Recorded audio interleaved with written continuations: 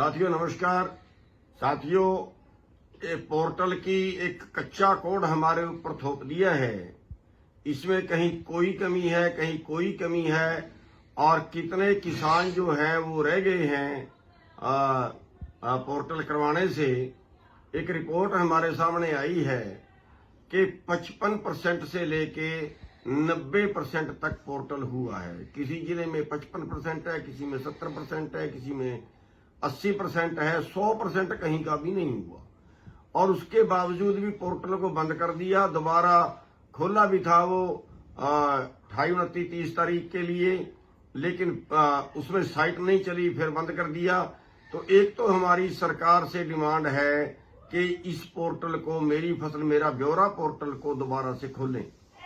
और दूसरा, इसमें बड़ा घोटाला आया। हमारी फतेहाबाद की टीम ने जो है वो ऐसे लोगों को पकड़ा है जो खाली जमीन ढूंढते हैं, खाली जमीन का पोर्टल करा देते हैं, या किसी और उसमें कोई फसल होती है उसमें धान दिखा के या जिस चीज की उनको जरूरत होती है उसका पोर्टल दिखा देते हैं, और फिर वो पोर्टल आगे जो है वो सेलर वालों को दिए जाते हैं। सेलर वाले उसका मिस यूज करते हैं, बाहर से कहीं से मंगा के उसको एडजस्ट करते हैं, भारी जो है वो पैसा लूटते हैं उसमें।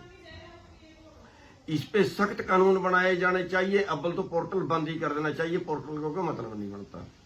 जब हमारे देश की जमीन है, हमारे देश के किसान, तो पोर्टल का कोई औचित्य नहीं है, खाली हमें दुखी करने के लिए बनाया है। और फिर अगर बनाया है तो फिर कम से कम उसको पारदर्शी कर दो। अगर कोई जाली ऐसा वो मिलता है, अब यहाँ पे एक रिपोर्ट आई थी, मैंने यहाँ के डीसी को भी बताया था कि उसने कई हजार कट्टे का जो है वो जाली फार्म काट दिए हैं। जाली फार्म क्या, जो बाहर से दूसरे जिलों से धान आया दिखा दिया। अब दूसरे जिले का रोहतक का धान कुरुक्षेत्र में क्यों आएगा? तो ऐसा जो है वो महा घोटाला हो रहा है, और सरकार की देखरेख में, सरकार के नाक के नीचे, प्रशासन के नाक के नीचे हो रहा है। उस पर कोई संज्ञान नहीं है। और एक और प्रॉब्लम सामने आई है।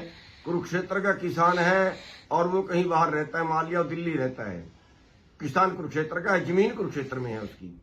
अगर उसकी कुरुक्षेत्र में जमीन है तो कुरुक्षेत्र में उसकी फसल बिकनी चाहिए। कुरुक्षेत्र की जमीन की रोहतक में ना बिके, दिल्ली में ना बिके। कुरुक्षेत्र की जमीन की कुरुक्षेत्र में तो बिकनी चाहिए। इस पे बता रहे हैं ऐसे 1100 केस खाली कुरुक्षेत्र जिले के हैं।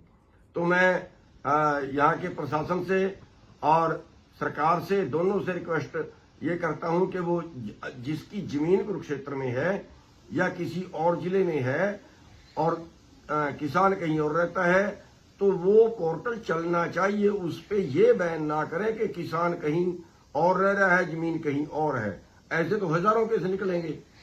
तो उसको चालू करें और दोबारा से पोर्टल खोलें, और जो जाली पोर्टल है उस पर सख्त पाबंदी हो, और दूसरे जिलों की आके ना बिके। जहां दूसरे जिलों की आके, मान लिया रोहतक की आके कुरुक्षेत्र में बिकती है, तो मानिए शुद्ध फ्रॉड है।